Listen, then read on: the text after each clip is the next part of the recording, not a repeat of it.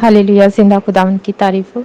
आज हम खुदावंद के ज़िंदा कलाम में से जो सीखने जा रहे हैं वो है हिफ़ाज़त करने वाला खुदा। आमीन। इसके लिए हम देखेंगे यशायाह नबी का सहीफ़ा उसका 52 बाब और उसकी 12 आयत में लिखा है, क्योंकि तुम ना तो जल्द निकल जाओगे ना भागने वालों की तरह चलोगे, क्योंकि खुदावंद तुम्हारा हर्रावल और इस्राएल का खुदा तुम्हारा चंडावल होगा। आमीन। खुदावंद के ज़िंदा कलाम के पढ़े और सुने जाने पर खुदावंद की बरकत हो। आमीन। बनी इसराइल कौम जब बेशुमार जंगों में अपने दुश्मनों के साथ मसरूफ रहते थे, तो जंग जीतने पर भी और जंग हारने पर भी उनका एक ही रवैया होता था कि जब कोई जंग जीतता था तो वो आहिस्ता नहीं जल्दी जल्दी वहां से निकलते थे कि कहीं कोई पीछे से छुपा हुआ दस्ता उन पर हमलावर ना हो जाए। और अगर वो जान बचा के भागते थे तो फिर वो तेजी से भागते थे ताकि किसी तरह से अपने दुश्मन के हाथ से और उसकी हद से बाहर निकल जाएं, कहीं वो दुश्मन जो उनके पीछे से आ रहे हैं उनको मार ना दें। लेकिन खूबसूरत बात यहाँ पर खुदा उनको दोनों हालतों से बचाने के लिए वादा देता है। आमीन। अगर हम अंग्रेजी ज़ुबान में पढ़ें तो उर्दू से ज़्यादा अंग्रेजी ज़ुबान में उसकी वजाहत समझ आती है, क्योंकि यहाँ पर लिखा है तुम ना तो जल्द निकल जाओगे और ना भागने वालों की तरह चलोगे, कि ना तो तुम्हें भागने की ज़रूरत होगी ना ऐसे चलोगे कि जल्दी जल्दी चलकर जान बचाओगे। लेकिन सवाल ये है, ऐसा होगा क्यों? पिछले दिनों में एक गीत था, तेरे अगे अगे चलेगा तेरे नाल रवेगा हुन तेरियां लड़ाइयां तेरा रब लड़ेगा। आमीन। खूबसूरत गीत। और जब हम इस गीत को सुनते हैं तो हमें खुदावंद की हिफाजत नज़र आती है। जब हम अपनी मुश्किलों में घिरे होते हैं, अपनी परेशानियों में घिरे होते हैं, ऐसे लोग हमें नज़र आ रहे होते हैं जो हमें क्रिटिसाइज़ करते हैं, तो हमारा दिल उस वक़्त ऐसी कैफ़ियत में आ जाता है कि हम उस वक़्त परेशान हो जाते हैं। लेकिन खुदावंद का कलाम हमें हमारी हिफ़ाज़त के बारे में बता रहा है। आमीन। तो ये वो मंज़र होता है कि जब खुदा की कुदरत हमारे आगे चल रही थी और खुदा की हिफ़ाज़त हमारे पीछे चल रही थी। आमीन। खुदा के साथ चलते हुए भी हमारी ज़िंदगी में ऐसे हालात आ जाते हैं, लोग हमारे खिलाफ हो जाते हैं, बीमारी आ जाती है, मायूसी, ऐसे वक्त में हमेशा ये एहसास होता है, क्योंकि खुदावन यहोवा तेरा रावल और इसराइल का खुदा तेरा चंडावल होगा। आमीन। जब भी जंग लड़ी जाती थी तो दो दस्ते बड़े अहम होते थे। एक वो दस्ता जो बिल्कुल आगे होता था, जो जंग शुरू करता था, और वो दस्ता बड़ा ताकतवर ताज़ादम होता था और उसका काम ही ये होता था कि उसने जाकर जंग शुरू करनी है और सामने वाली फौज जो है उसको शिकस्त दे देनी है। और दूसरा दस्ता जो होता था चंडावल, वो सबसे पीछे खड़ा होता था। जब हम अंग्रेजी ज़ुबान में पढ़ते हैं तो वहाँ पर लिखा है he is a rare guard. Guard मतलब हिफाजत करने वाला, पीछे से हिफाजत करने वाला। हरावल और चंडावल दो दस्तों के नाम। हरावल हरावल आगे होता है और चंडावल पीछे से हमला करता है। तो चंडावल का मतलब है पीछे से हिफाजत करने वाला और हरावल का मतलब है आगे से हिफाजत करने वाला। और ये दो दस्तों के नाम होते हैं। हरावल आगे से हिफाजत करता है और चंडावल पीछे से। और वो कहता है ना तुझे कहीं से जान बचाकर भागने की ज़रूरत है, ना तुझे कहीं से तेज़ तेज़ भागकर निकलने की ज़रूरत है। तुझे किसी चीज़ का खौफ नहीं होना चाहिए, क्योंकि जो तेरे आगे चल रहा है वो भी इसराइल का खुदा है, जो तुझे पीछे से बचा रहा है वो भी इसराइल का खुदा है। हालेलुया।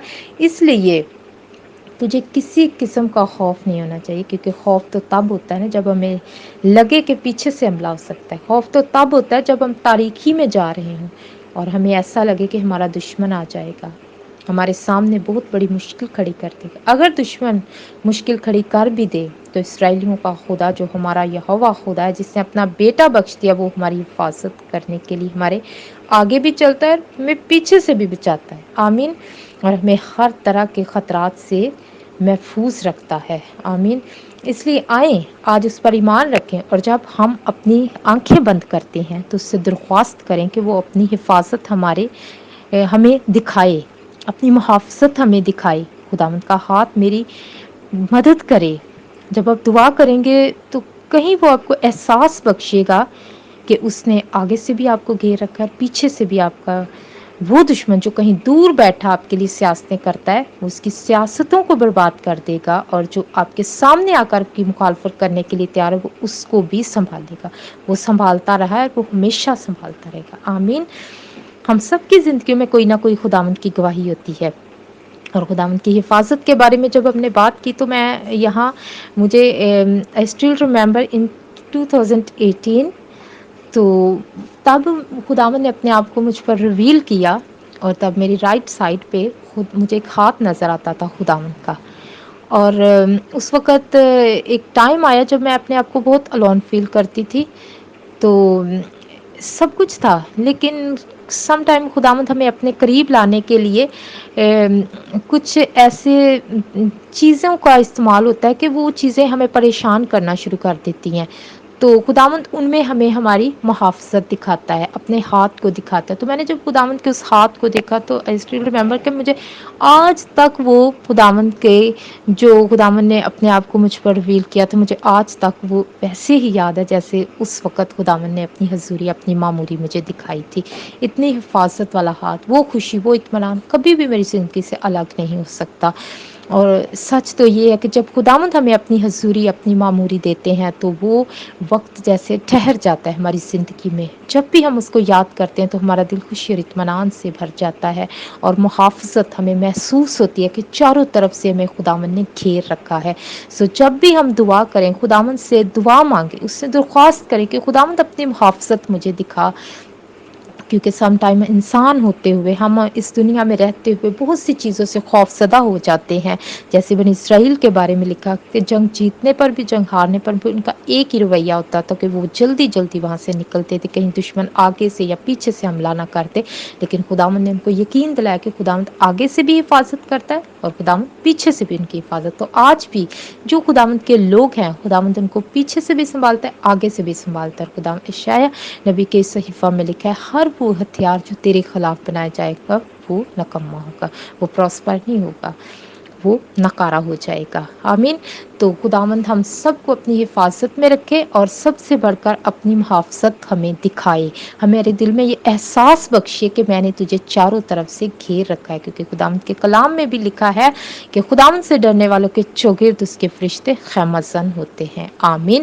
تو جب ہم خداوند سے ڈرتے ہیں، ڈرنے کا مطلب یہ نہیں کہ ہم کانپتے رہیں، نہیں، جب ہم ان کے ڈر میں کہ ہمیں دیکھ رہے ہیں ہر اس چیز کو جو ہم خداوند کے کلام کے مطابق نہیں، یا خداوند اس چیز کو پسند نہیں کرتے، ہم اس سے ہاتھ روکتے ہیں، تو اس وقت ہم خداوند سے ڈر رہے ہوتے ہیں، اور خداوند اپنے دل ہی دل میں اس کو آنر کر رہے تھے کہ میرا خداوند مجھے دیکھ رہا ہے، اور وہ خدا جو ہمارا بنانے والا ہے، جب ہم اپنے بچوں کو دیکھتے ہیں کہ وہ کسی چیز کو کرنے لگے ہیں، کوئی چھوٹی سی غلطی، لیکن وہ اسے ہاتھ رکھتے ہیں، ہم کتنا اس کو اپریشیٹ کرتے ہیں، واہ واہ، یہ اس نے یہ کرنے لگا لیکن یہ بچہ اس نے نہیں کیا، تو ہم اس کی تعریف کرتے ہیں۔ اسی طرح خداوند خدا بھی آسمان پر ہے، لیکن جب ہم اس کے لوگ ہوتے، اس کے بیٹے بیٹیاں ہوتے ہوئے ان چیزوں سے اپنے آپ کو روکتے ہیں جو خداوند ناپسند کرتے ہیں، اور ان کے کلام کے مطابق، تو خداوند اس وقت ہمیں اپریشیٹ کرتے ہیں۔ اور یقین جو خداوند اور کلام مقدس میں لکھا ہے کہ جو خداوند کی عزت کرتے ہیں، خداوند ان کی عزت کرتا ہے، اور جب ہم خداوند کی عزت کرتے ہیں تو